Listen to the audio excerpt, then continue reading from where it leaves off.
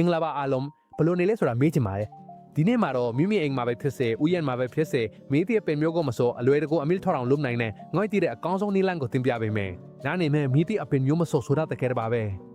ဒီနီလန်ကလူအများစုကမပြောကြပြီမဲ့တကယ် make sense ဖြစ်တဲ့နီလန်တစ်ခုပါအကောင်းဆုံးကတော့အထူးမြတ်ထစေမျိုးပဲ့ကြီးတွန်းဟိုထူးထူးခြားခြားအရာမျိုးမလုပ်ဘူးဆိုတာပါပဲကျွန်တော်တို့လုံးမှာကတော့အမြတ်ထွက်ဖို့အတွက်အလွန်တင်းတော်တဲ့အခြေအနေတွေကိုဖန်တီးပေးမှာပါဒါကြောင့်အပင်တုပ်တွေကကိုယ်တိုင်အမြတ်ထွက်လာနိုင်မှာပါနောက်ပြီးအမြတ်ထွက်စေသုံးခြင်းနဲ့ဆိုရင်လည်းအဆင်ပြေပါတယ်အဲ့ဒါကလုပ်ငန်းစဉ်ကိုပုံမြန်စေမှာပါဒါပေမဲ့ဒီနီလန်ကရေတစ်ခွက်နဲ့ပဲအလုပ်လုပ်နိုင်ပြီးရှင်လာဗင်ဒါဇပ်မင်ပိုလဲနန်ဆေးပင်ပိုတိုနင်းစီတရက်ပင်ခရမ်းချင်တီတမ်ဘူယာလီမောပင်စသဖြင့်အသုံးဝင်ပါတယ်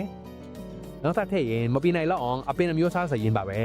ဒီနေ့မှာတော့ကျွန်တော်တို့စူပါမားကတ်မှာဝယ်ရတဲ့ပုံမှန်ကြီးတဲ့ရေဘူး၄လောက်၅လောက်သို့မဟုတ်6လီတာလောက်ရှိတဲ့ရေဘူးတစ်လုံးကိုအသုံးပြုမှာပါတချို့ဒေသတွေမှာတော့ဒီလိုရေဘူးကြီးကိုဂါဒါဖာလို့ခေါ်ကြတယ်ဒါမှမဟုတ်ရေဘူးကြီးဒါမှမဟုတ်ရေဘူးလို့ပဲခေါ်ကြတယ်အရေးကြီးတာတော့ရေဘူးကချိန်ရှားမြင်ရပြီးလွယ်လွယ်ကိုဖြန်နိုင်ရမယ်ဆိုတာမှာလူများစုကကျွန်တော်တခြားဗီဒီယိုတစ်ခုမှာပြထားတဲ့အပင်ပြုံးနီးထက်ပေါ်လွဲတဲ့နီလန်တစ်ခုကိုတောင်းဆိုကြတာမှာဒါကြောင့်ဒီနေ့မှာတော့အိမ်မှာရှိတဲ့ပစ္စည်းတွေနဲ့လွယ်လွယ်ကိုပြုလုပ်နိုင်တဲ့ပေါ်တေတီကင်ကြွရလွယ်တဲ့ဘာရှင်ကိုတင်ဆက်ပေးပါမယ်ပထမဆုံးလို့ရမှာကရေဘူးအောက်ခြေမှာခွန်မန်6 cm လောက်အမြင့်ရှိတဲ့ရေတိုလောင်ကလေးတစ်ခုဖန်တီးရပါမယ်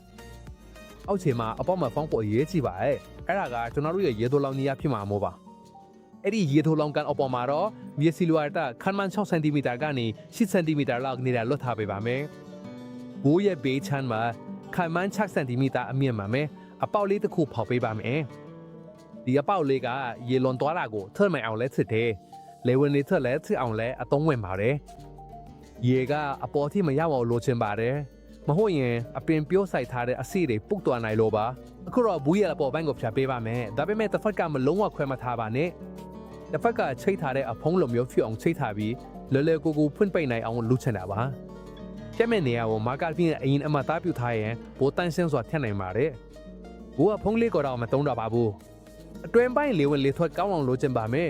ရေစီလိုအတွက်မွတ်တဲကိုတုံးနိုင်ပါနဲ့ဒါကအရန်ကြံပြူထားတာပါရေဆိုင်ကောင်းပြီးစားမပါလို့ပါပြလက်တဲပဲရှိရလဲတုံးနိုင်ပါတယ်ဒါပေမဲ့စားမကြတော့ရေစီးပြီးကြွတ်စီးပေးရပါမယ်အဲ့ဒီပြင်ပက်လီတာဘာမီဂျူလီတာတော့မဟုတ်အပြင်နဲ့ထိုးတဲ့မြေစီလိုလေးတွေနဲ့လာတုံးနိုင်ပါတယ်ဒီရွေးချယ်စရာတွေထက်ကဘယ်ဟာမဆိုအလုံးစုံအလုပ်ဖြစ်ပါတယ်တဲထဲပြီးရင်ဘေးကပေါက်လေးကိုဘူးဝစ်တစ်စိတ်တစ်ပိုင်းနဲ့ပိတ်ပေးရပါမယ်ဒါကတဲမထွက်သွားအောင်ပဲလုပ်တာ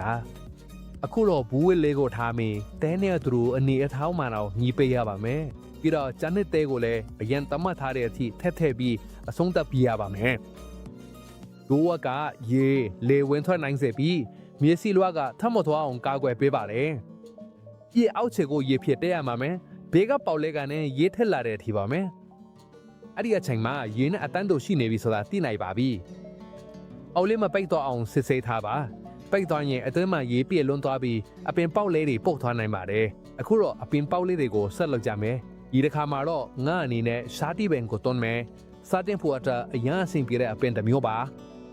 အပင်ပေါက်လေးအတွက်အကြောင်းရအတိုင်းအလျားဆက်စန်တီကနီး35စန်တီလောက်ရှိရင်အကောင်းဆုံးပါခဲရန်လိုမထူးဆရာမလိုပါဘူးကျမ်းမာပြီးတော့တက်သားဖင်နေတဲ့မျိုးစစ်တစ်ခုပဲလောက်ဆင်လုံအောင်ပါတယ်အရန်စင်လွန်းတာအရန်မာလွန်းတာလည်းမလိုပါဘူးအောက်ပိုင်းမှာရှိတဲ့ရွက်တွေကိုဖြုတ်ပေးပြီးအပေါ်မှာရှိတဲ့ရွက်တွေကိုသာချမ်းထားပါလိုချင်ရဲ့တဘာဝအလိုပြာကျဲလေးကိုဖြတ်ထားတဲ့အောက်ခြေမှာတိုးတောင်းလေးလင်းပြနိုင်ပါတယ်ဒါကအမြန်ပြန်ပေးပြီးယောဂမဝင်အောင်ကောက်ကြပြနိုင်ပါတယ်ဒါပေမဲ့မလွတ်လဲရပါတယ်ပြီးရအပင်ပေါက်လေးကိုတဲရမှာထိုးပေးပါဒါပေမဲ့ပူလဲအောက်ဆုံးဒီမထိုးသွားပါနဲ့နောက်ဆုံး6စန်တီလောက်မှရွေးရှိနေမယ်ဆိုတာတတိထားပါဒါကြောင့်အပင်ပေါက်လေးကအပေါက်လေးတဲ့အနှမ်းကြီးအပေါ်မှာတင်ရှိနေထိုးလိုပါတယ်တဲဆုံနေတဲ့နေရာမှာရှိရမယ်ဒါပေမဲ့ရွေးကြည့်ပြီးဆိုလုံးနေတဲ့နေရာမဟုတ်ရပါဘူးဒီနီလန်ကရဲဆိုအားကြောင့်အလုပ်လောက်တာပါအောက်ချင်မှာရှိတဲ့ရေကတဲတွေကနေတဖေးသေးတက်လာပြီးတဲကိုအမျက်စိုးနဲ့ထားပေးပါတယ်ဒါကြောင့်အပင်ပေါက်လေးတွေကအမျက်ထွက်လာဖို့အကောင်းဆုံးဆိုထိုင်းမှုရှိနေပြီးပုတ်သွားမှလည်းမစိုးရင်ရပါဘူးအရေးကြီးတဲ့အချက်နှစ်ချက်ရှိတဲ့မမေ့ပါနဲ့ပထမတစ်ချက်ကတော့အောက်ချင်မှာရှိတဲ့ရေကိုဘယ်တော့မှချောက်သွားအောင်မထားပါနဲ့အချေအခါကြည့်ပြီးရေလိုအပ်ကုန်ဖြည့်ပေးပါနောက်တစ်ချက်ကတော့အမြင့်ထွက်စေတဲ့တဘာဝပစ္စည်းတွေဥပမာပဲရီသမင်းရီလိုမျိုးတွေမတုံးပါနဲ့အောက်မှာရေစီးထွက်မရှိလို့မိုးတွေအလင်းအညံဖြစ်လာနိုင်ပါတယ်လိုချင်ရဲ့အမြင့်ထစေတဲ့အရေပုံစံဆေးတွေတုံးနိုင်ပေမဲ့တဘာဝပစ္စည်းတွေတော့မတုံးပါနဲ့နောက်ကချိန်မှာပြဿနာတွေမဖြစ်စေရန်တော့ပါ ဘိုးကိုလည်းအလင်းရတဲ့နေရာမှာထားပေးရမယ်ဒါပေမဲ့နေ့လေအပအလယ်မှာတိုက်ရိုက်နေမထီအောင်တတိထားပေးပါအနာပိုင်းတော့မဟုတ်နေမွင်ချိန်မှာနေညောင်အနှဲငယ်ထိလို့ရပါမယ်နေ့လေပိုင်းမှာတော့မထီအောင်ထားတင်ပါလေဘိုးအတွင်းပိုင်းအလွန်ပူလာနိုင်လို့အနုမြစ်တွေတကယ်တမ်းချက်တလို့ထွေးသွားနိုင်ပါလေအရန်ပူတဲ့ဒေတာမှာနေထိုင်တော့ဘူးအဖုံးကိုဖွင့်ထားလိုက်ပါပုံမှန်ပန်းအိုးလိုပဲထစ်သွားပါလိမ့်မယ်ရာသီဥတုအေးလေးဒုမဟုတ်ပြောပြောင်းလေးဆိုရင်တော့အဖုံးပိတ်ထားလို့ရပါတယ်အစိုးရကိုပုံမကောင်းကောင်းထင်းထင်းနိုင်အောင်ပါအောင်တလုံးလောက်ကိုအဖုံးပေါ်မှာတင်ထားလို့လည်းငါပါရဲ့အဖုံးကအပြောင်းမှာမပိတ်သွားအောင်ပါဒီစနစ်ရရိုးအချက်ကတော့အပူချိန်နဲ့အစိုးရကိုမှန်မှန်ကန်ကန်ထင်းထားနိုင်ဖို့ပါအနည်းဆုံးရာခိုင်နှုန်း80မှ90အထိအစိုးရနဲ့အပူချိန်ကလည်းဒီဂရီဆယ်စီယပ်20 Fahrenheit 68လောက်ပတ်လည်ရှိရပါမယ်အတိကျကျဖြစ်စီယာဒုမဟုတ်အပူချိန်ကိုင်းနာဆက်လောတာမဟုတ်ပါဘူးပိုလင်းကိုအလင်းရောင်ကောင်းကောင်းရပြီးအပူချိန်အေးအေးလေးနဲ့လေမဝင်လေမထွက်တဲ့နေရာမှာထားရုံပါပဲအရေးကြီးတာကတဲကဘတော့မှအပြည့်အဝမချောက်တော့ထိန်းထားရမယ်နဲ့အပင်ပြောတန်လေးကတည်ငြိမ်တဲ့ပတ်ဝန်းကျင်မှာရှိနေဖို့ပါအခုတော့အရေးကြီးဆုံးအချက်ကိုပြောပြပါမယ်အပြိုးသဘောရှိတဲ့စစ်ရှိတယ်မူပါအများအားတစ်ခုပြီးတစ်ခုပြန်ကြည့်ပြီးအမြင့်ထွန်ဒီလားဆိုပြီးအပင်ပြောတန်လေးဒီကိုမထုတ်ကြပါနဲ့အဲ့လိုလုပ်ရင်အမြင့်အသက်တွေပြတ်သွားနိုင်ပြီးအပင်ပြောတန်လေးကလည်းထိခိုက်သွားနိုင်ပါတယ်အနည်းဆုံးတစ်လလောက်အင်းမြရရာဒီစနေနဲ့လက်3လလောက်တိတိလဲထားလိုက်ပါအပေါ်မှာရှိတဲ့အရက်တွေမစိမ့်တော့ဘူးဆိုရင်အားလုံးအဆင်ပြေပါတယ်အမြင့်ထွန်လာတဲ့အခါမှာတော့စိတ်အေးအေးနဲ့မြေပြင်မှာပြန်ပြိုးနိုင်ပါပြီပြီးတော့အဆုံးသတ်မလုပ်ခင်မှာဒီ channel မှာအမြဲသုံးနေကြတဲ့အရန်အဆင်ပြေတဲ့တဘာဝမိုထားစေးလေးတစ်ခုကိုအကြံပြုရှင်ပါတယ်ဒီဟာကလောက်ရလွယ်ပြီးအပင်ပြောတိုင်လေးတွေမှာမှုမပေါ်အောင်ကာကွယ်ဖို့အထူးတင်တော်ပါတယ်တဲ့အနေနဲ့ရေတလီတာနဲ့တကြားမုတ်အနှမ်းငယ်ပဲလို့ရပါလိမ့်မယ်လုတ်ဆောင်ပုံကအရန်လွယ်ပါရဲ့တကြားမုတ်ကိုရေတလီတာတဲ့ထက်ပြီးအစွန်းအထင်းမကြံအောင်ကောင်းကောင်းလုပ်ပေးပါပြီးရင်တန်ရှင်းတဲ့ပေါ်ဝါဒစင်တူမဟမ်အလွန်ပါတဲ့စစ်စစ်နဲ့စစ်ထုတ်ပြီးမြင်းပျက်စီးစင်နိုင်တဲ့မုံအနှဲငယ်တော့မကြံအောင်ဖယ်ရှားပြီးပါ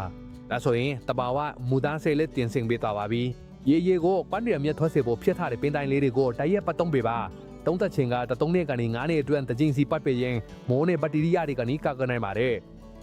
ဒီလေးလေးနက်နက်လက်ဆန်ဆက်ကပင်တိုင်းလေးတွေကျမ်းမာစေဖို့အရန်ထောက်ကိုဖြစ်ပါတယ်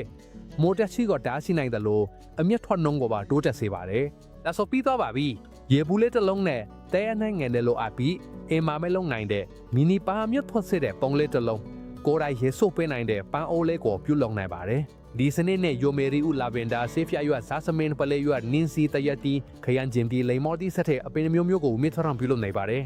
။ကယ်လို့တင်လို့ချင်တာဖာပေးမယ်လို့မင်သားမနဲ့အရန်ရွယ်ကိုပြီးဇိတ်သက်တာတွေနီလန်တခုပါထင်းအောင်မှုလေအရန်ကောင်းပါတယ်။အရွယ်စားလက်သိလို့လွယ်လွယ်ကူကူရွှေ့ပြောင်းနိုင်တယ်လို့ဆိုထိုင်းစားကိုလည်းအဆင်ပြေပြေထိန်းနိုင်ပါတယ်။ဒီဗီဒီယိုကိုကြိုက်တဲ့ဆိုင်ရဲ့ like နဲ့ပေးပါ channel ကို subscribe လုပ်ပေးပါပြီးတော့မိမိစမ်းကြည့်မဲ့အပင်ကိုမှတ်ချက်ထဲမှာပြောပြပေးပါလက်တင်အမေရိကတိုက်ကပရိသတ်တွေအားလုံးကိုအထူးဂုဏ်ပြုစကားပို့ပါတယ်အစိုးရအနေနဲ့စပိန်လူမျိုးတွေနဲ့ကမ္ဘာတော်လုံးကလူတွေကိုလည်းကျေးဇူးတင်ပါတယ်နောက်တဲ့ဗီဒီယိုမှာပြန်တွေ့မယ်နော်အမေထရောအောင်လုပ်တဲ့အပင်တွေကလည်းအောင်မြင်ပါစေ